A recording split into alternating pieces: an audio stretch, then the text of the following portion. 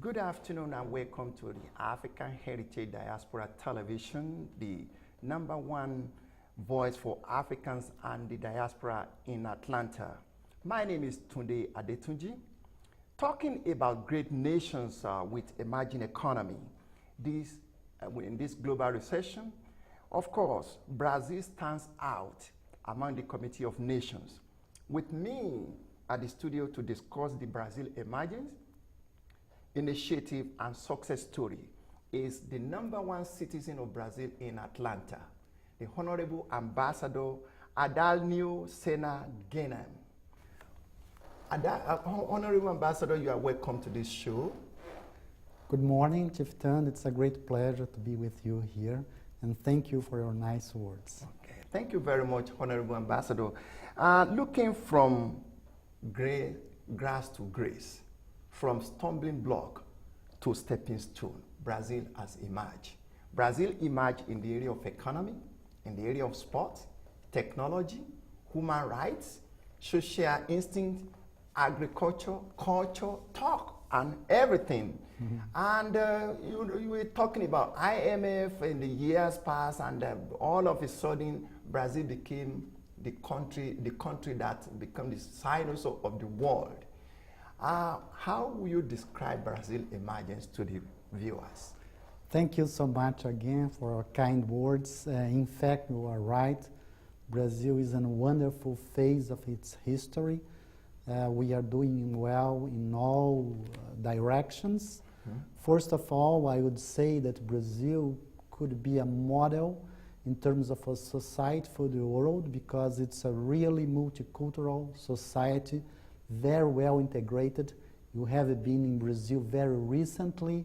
You have seen for your own eyes. Correct. How integrated we are in Brazil. People from all over the world came to Brazil, and they integrated in a unique people, a unique country, I would say almost a unique, different ethnicity.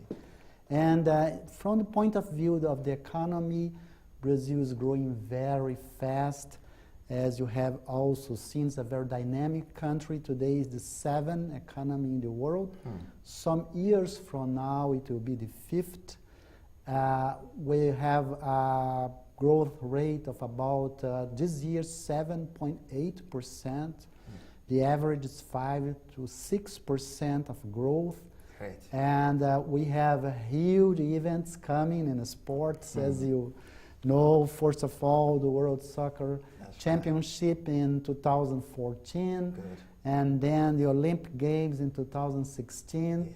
And other international events. And from the cultural point of view, being a multicultural, multi-ethnic country, you know how diverse is Brazilian culture, Brazilian society. That's right. We have influence from all over the world, and Africa has a strong presence in Brazil. Yes.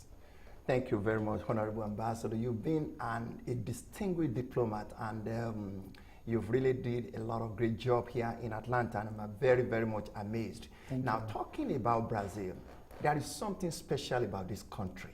Thank you. A country, what is the population of Brazil actually? Brazil today is about 200 million, not exact 200 million, 196, 197 million. The GDP this year, the gross domestic product, it's about 2 trillion. And well, this is the whole number. And you know that Brazil is also one of the largest countries in the world in terms of geography. Okay.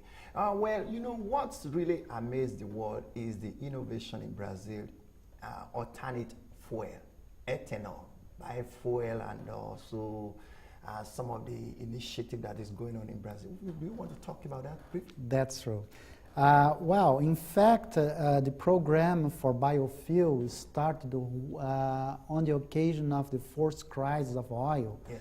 And you remember that we suffered a lot because we didn't have at this time oil. Then we start a program of biofuel. Today, almost all vehicles run with ethanol, just ethanol, although they are biofuels.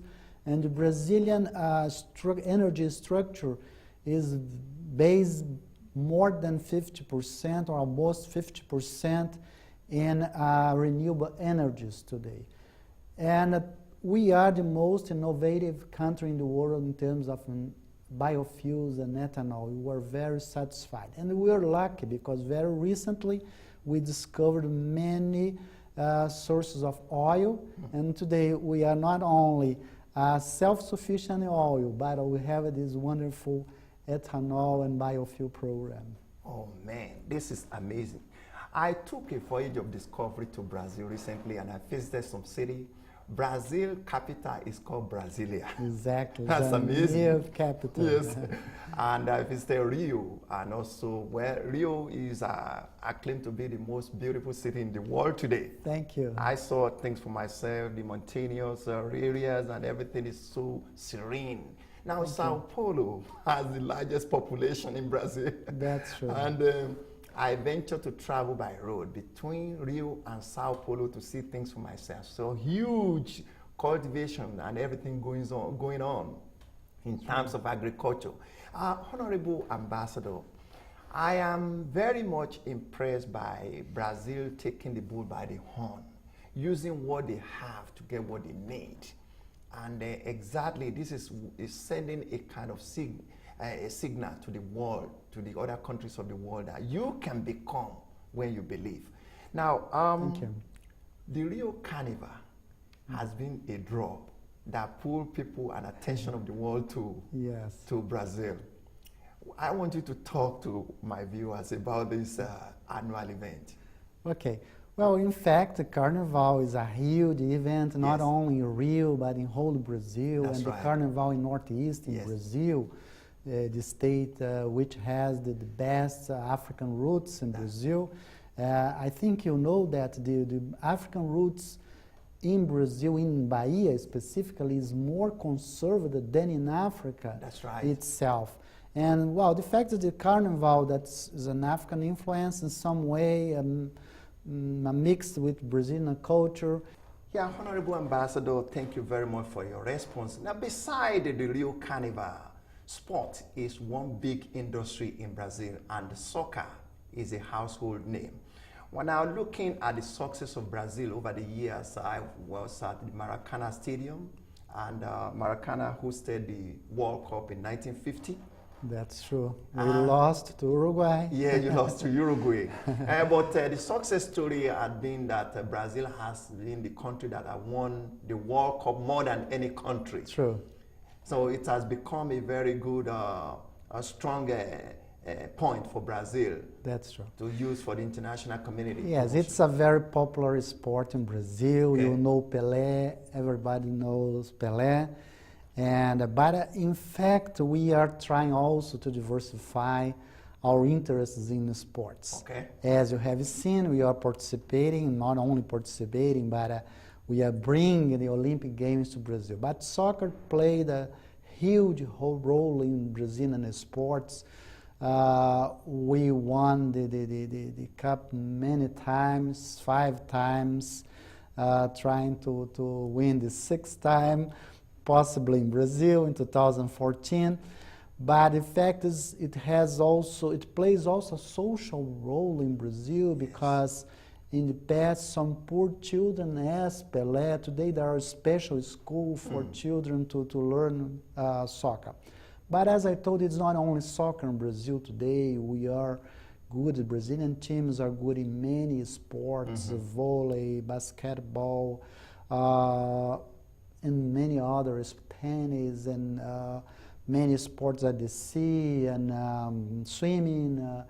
We are trying to diversify. Brazilian economy, as we mentioned, is growing very fast, and so all sectors in the country. Well, back to sports again, I think Brazil is lucky, and the timing is right. To win the World Cup for 2014 and also the Olympics for 2016, that is a double advantage. I know United States get the same advantage in 1994 and 1996. And this has been the turning point for the city of Atlanta as we talk today. Now, looking at Brazil World Cup 2014, after the success of the World Cup South Africa 2010, the Brazilians and the entire African nation start jubilating. That's true. For one reason, they saw that Brazil is the custodian and the commander of soccer. And the game is coming in 2014, and also the Olympics in 2016. Now, when I visited Brazil, I visited the office of the Olympic Committee, and they are very much excited to see that this game in Brazil will be the best ever to reach the grassroots level of the world. And we are aspiring to promote this one as one of the biggest events of the century. What do you think will be the collaboration between the Brazilian Authority and the Africa Heritage Foundation vis-a-vis with the African Union to bring these 54 nations and the diaspora to the realm of collaboration and working relationship with Brazil? Thank you for this question. It's a very interesting question.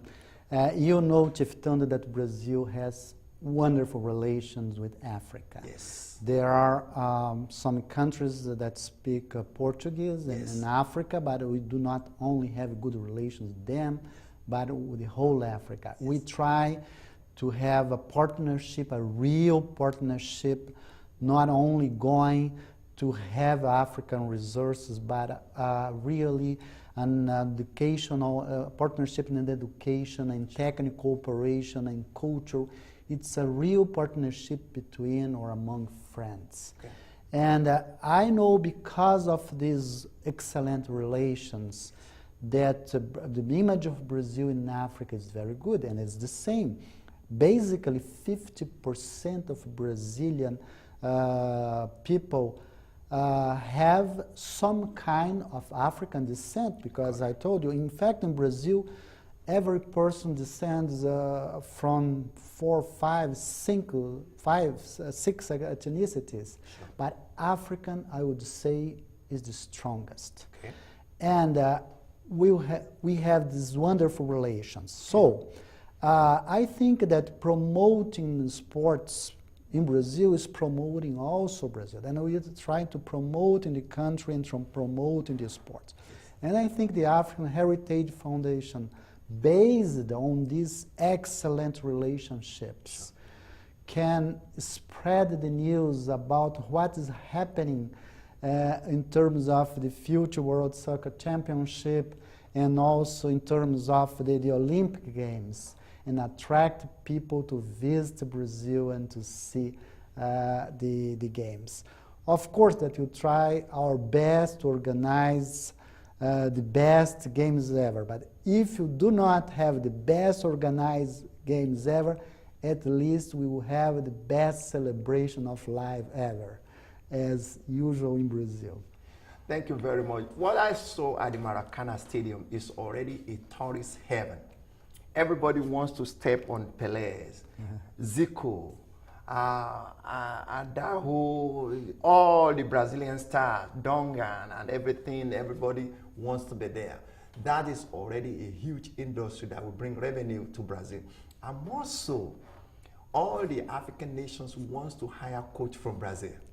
They want to send their students to go and train in Brazil for soccer.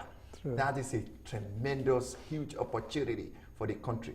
Now, leaving that area, you were born in the area of Bahia, state of Bahia. I was born in Bahia. Now, Brazil has the largest concentration of the black people outside Africa. True. Can you tell us more a little bit about Bahia? Why that state is special in Brazil? Of course.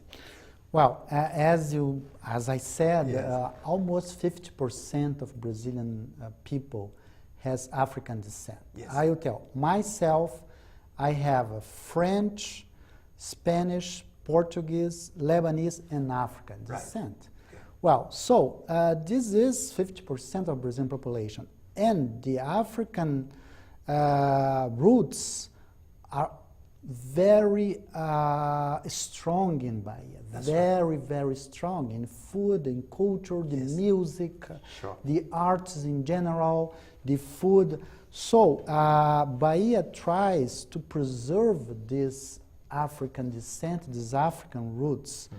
And this makes Bahia unique because, as I mentioned, the African roots in Bahia are more conserved than in Africa itself, right. because they keep the tradition, they have associations and cultural centers Sure. keeping African traditions in Bahia. It's a very beautiful state, very rich in terms of culture, and I would invite you all to visit Bahia, and Brazil, of course. This is good news. Actually, I was presented with this book when I was in Brazil, African Heritage Tourism in Bahia. Exactly. This is a great news. And you see, there is a lot of things happening in Brazil that makes that country unique. We also visited the human rights and the equal racism or something in Brasilia that was actually championed by the President Lula administration. Exactly. That is actually focused towards civil rights here in America, and also what Nelson Mandela was promoting in South Africa. Can you talk a little bit of that also? Sure, I'm glad to do so. Very recently, we had here in Atlanta at Morehouse College a bilateral meeting, Brazil-United States, for the program Plan of Action for Promoting Social and Racial Equality. Yes. This is a very innovative program. I would say the only program in the whole world between two countries to promote social and racial equality.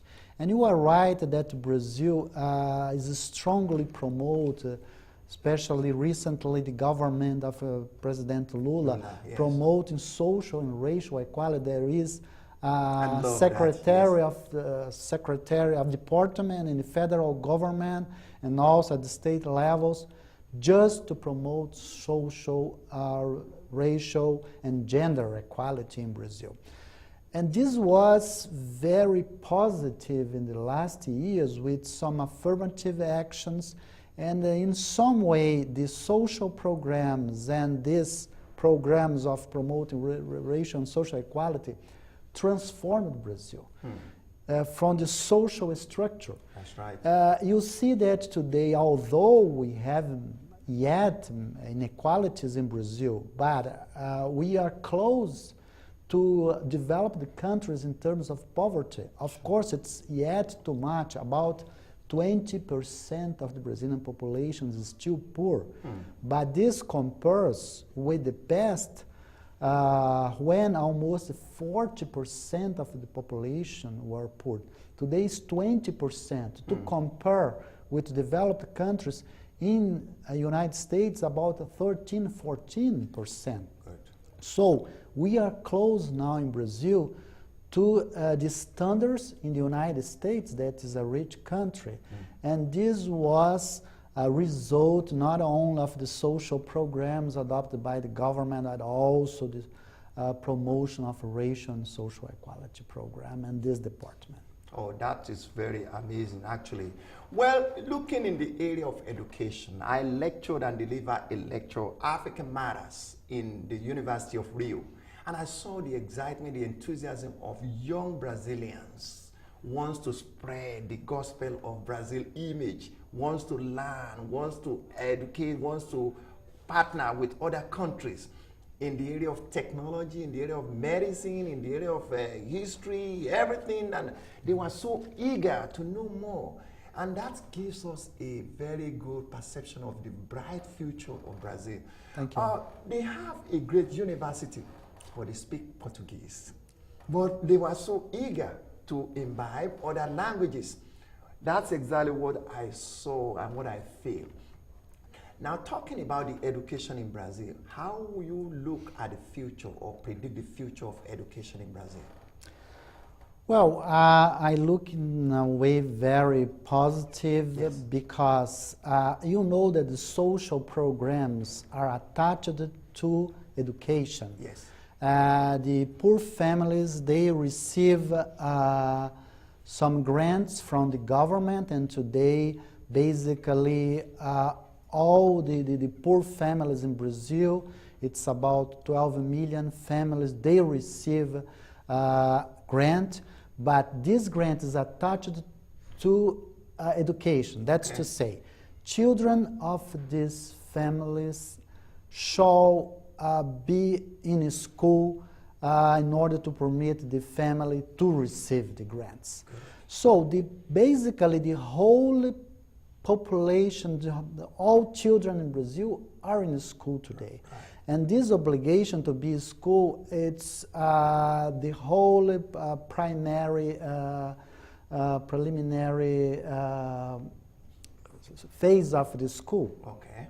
So, and with the affirmative action, normally the children continue in high school, and many of them also with the affirmative action in the university are going to university. So, basically we have 98% of children today in school, and teens in school. And we are, you have wonderful universities where those universities have a very good program of cooperations with universities abroad. I hope that we can expand our partnerships with Georgia University. Some of them have already partnerships with Brazilian universities, and we are trying to expand these programs of cooperation. That is really excellent. And we are trying to even launch the African Heritage Foundation Library at the university. But looking into what to really incorporate and make all this happen is good administration. They say democracy is the government of the people, by the people, and for the people. I saw the administration of President Lula. There was a campaign going on for election and everything was serene. There's no violence. Everybody's talking what they want and everything is good. Now, Brazil has practiced democracy. And they've succeeded. What lesson will you tell the world to learn from Brazil democracy? Just in one word. Well, in one word is difficult, Chieftain, but I think that, first of all, democracy in Brazil is very solid. Yes.